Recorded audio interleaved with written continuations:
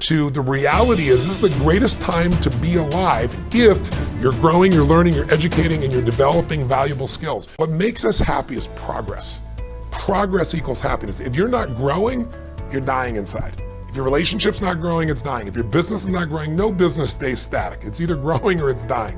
If you're at that plateau, you're going down. You better do something right now. So the mindset has to be, this is the way I live going forward. I am a learning machine because we're living in a world where technology is changing things so quickly. I got to stay ahead. And that makes people fulfilled because you become more. You're not just doing something because you have to or because you're trying to keep up. In business, every one of your readers or viewership in this case should really ask themselves the question, who am I at my core? Because we all have different gifts that we can give. And business, I think, other than love, your labor is probably the most sacred gift you can give any human being because it's so much of your time, your energy, it's the essence of all you've developed in your life. If you look at it, there's three gifts you could give. There's the gift of a specific art, a skill set, an ability, a talent that you have. And many people are artists. They're not just artists like they paint. They have something that they're just so good at, and then they start a business because they go, you know what? I can design better clothing than the person I work for. I can write better code. Of course, running a business is more than just the art of it, right?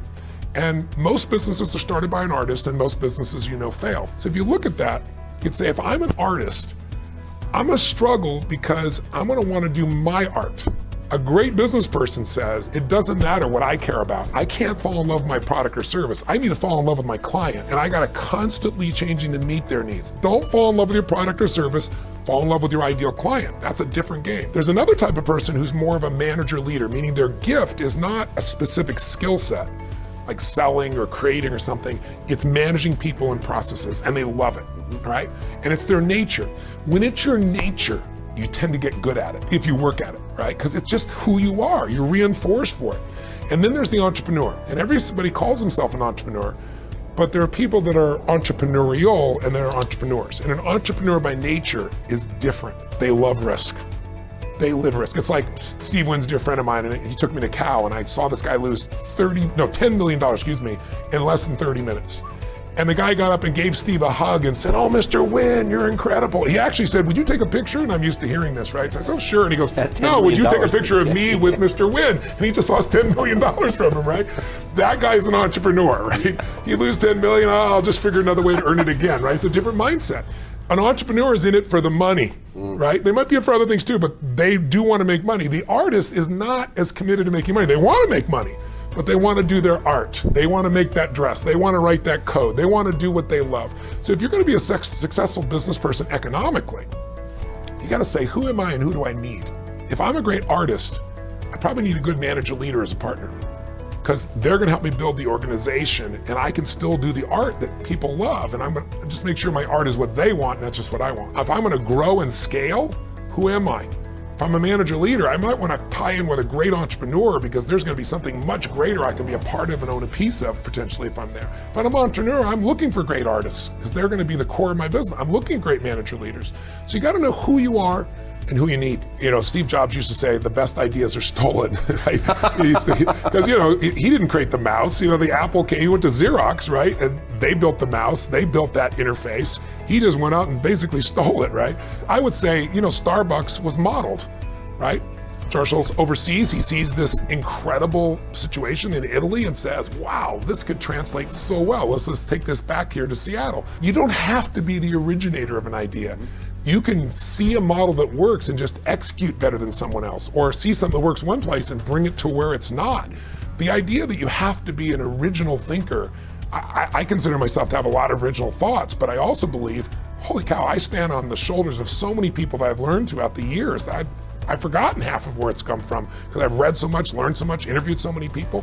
The ideas come from looking for them, being obsessed to find them, and being clear about what you're looking for. I'm looking for something that's going to change lives in this way, or that I'm really passionate about in this subject, and that I really believe can have a margin. So I think that's one thing. I think the other thing is it's all about creating the right questions. So I tell people, if you want to create innovation in your organization, if you try to do it like once a year rain dance, it never works. You got to train your people in a different way. And the way I do it in all my companies, and the way we've grown so much is, I am always bringing new voices to the table. New voices come up with new conversations, come up with new decisions, new ideas. So I met a multi-billionaire many years ago, now a good friend of mine, very private man. And I asked him the most important aspect of growing his businesses. He said, every single year, I bring somebody new to the C-suite, every single year. And he said, and the reason is new blood has fresh thinking. They have a fresh voice. They have a fresh perspective, and they shake things up a little bit. And he said, and I get somebody off the team. You know, he does the GE approach to things very often in that area, right? Then the second piece though is, if you're getting those new voices, you want new conversations, so you need to ask new questions. And you know, one of the questions I teach businesses to ask is, what business are you in? What business are you really in? And I got that from Mark Benioff because Steve Jobs mentored him.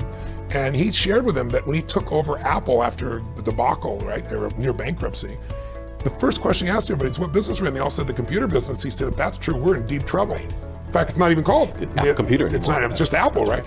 And what he said is, they worked in it over the years, and at one stage early on, they said, we're in the business of giving people, of connecting people to their passions. And we do it artfully, we do it beautifully, we do it in a way that works. And connecting their passions led them to music, which became the transformation of Apple, right? iTunes, and then that led to phone. I mean, Apple's a phone company now. If they'd said Apple Computer, they would not be one of the richest companies in the history of the world.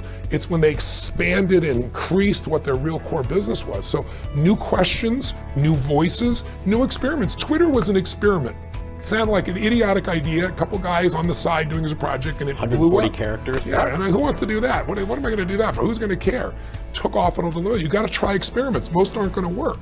And I think that if you try new experience, you get new voices, you're asking new questions, you're going to stimulate new answers. But most people do the same thing. And also, when you start saying, I don't have the idea, and you believe I don't have the right ideas, you don't even look for them anymore, right? It becomes a self-fulfilling prophecy. It's the most important thing I teach all of my employees, all my leaders, and all my companies. It's like, most people want to do the new business, but if you don't take care of the business you have, you got a real problem. Right. And then other people are just like totally focused on this business and not anticipating where you got to go.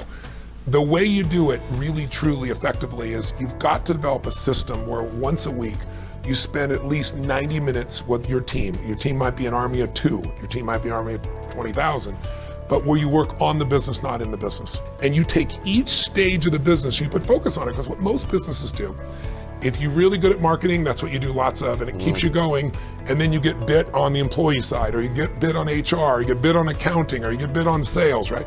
Or you're really good on innovation. You're innovating so much you're going broke, and you're not able to produce the level of sales. And that 90 minutes will allow you to work on the business you're in and the business you're becoming. But if you don't do that, you're always reacting. And I always tell people, losers react, leaders anticipate. Anyone who is incredibly successful has failed more than other people. You just don't see it because they got back up so fast and they learned from it, right? That's really how it is. The fastest way to avoid failure is not to learn by your own experience, but to learn by other people's experiences, right? The way I believe in compressing decades into days. And the way you do that is modeling, once again, finding someone who is the most successful in the world. It's taken them 20, 30 years and digging in and figuring out what is the core essence of what's made them successful. What are the failures they had? What they learned from them so you can avoid them? So, but the other part is you also have to know that success is buried on the other side of failure. It's buried on the other side of frustration. It's buried on the other side of conflict. And so you have to see this as part of the natural evolution. Peter Guber's a dear friend of mine. He owns the NBA Warriors. He took them from last place to, champions last year. Yeah, not a bad season so far. Yeah, not so bad this year. I mean, Curry's unbelievable. He told me a story about his life early on. He told me that when he was just a kid, there was a neighbor kid who had major physical deformities and potentially mental ones. And he saw one day his dad take him out and put him on this long bike with these 2 like mini training wheels. And he put the kid on this thing who could barely walk, and he shoved him, and the kid went for a little bit and just crashed. Wow. And when he crashed and started to cry, the fathers got up and walked away. Oh, man. And Peter said he was so mad at this man, and he said this would go on like every morning. And Peter would be looking at his window, and he went and told his mom, and he said, you gotta do something. He's abusing this poor boy. An interesting thing happened, he said. His mom said, stay out of their business. And one day, Peter's looking out the window before he's going to go to school, and he sees the kid out there, and the dad shoves him, and the kid goes and goes and goes. He's about to fall over, and goes and goes and goes and goes, and he finally crashes, but he went on forever. And all of a sudden, he turns around and he looks at his dad, and his dad's like going like crazy like this.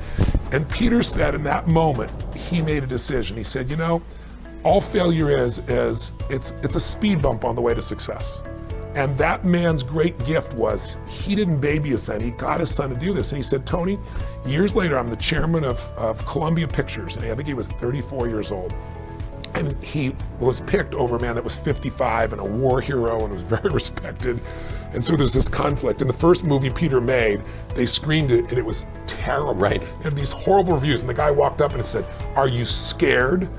And Peter looked at him and said, "I really am, but it won't stop me." He said, "Let me tell you a story." And he told him a story about this little boy. And he said, "You know what I learned?" He said, "I learned that as long as you keep getting back up, failure's just a speed bump to success and nothing's gonna stop me in this job or anything else I do." And he said the story brought a tear to this man's eyes. He related to it in so many ways in his own life. And he said he went from his adversary to his ally from that day forward. So I really think we're all afraid to fail, but it's the only way to learn sometimes. I mean, when people succeed, they tend to party. When you fail, you tend to ponder. And in the pondering is when you usually get the growth, the insight, the strategy that'll change your business, that'll change your personal life, that'll change your finances. And so I think, I don't vote for failure for anybody, but to think you're not going to experience it is absurd. The way to not experience it is to turn it into learning. The person that can go through failure like butter and it doesn't stop them, they just change their approach, I mean, how long will you give your average child to learn how to walk? You know, before you shut them off and said you're not a walker. You know, people go, "What are you, crazy? My kid's gonna keep trying until he or she, you know, is a walker." Well, that's why almost everybody walks. Right. But singing, how many people sing? Small amount, because someone says, what's that noise you're making? Stop that, you're not a singer. Well, once you decide that, you stop trying. Failure is only when you permanently give up. If you learned anything and you apply what you've learned, failure is a stepping stone.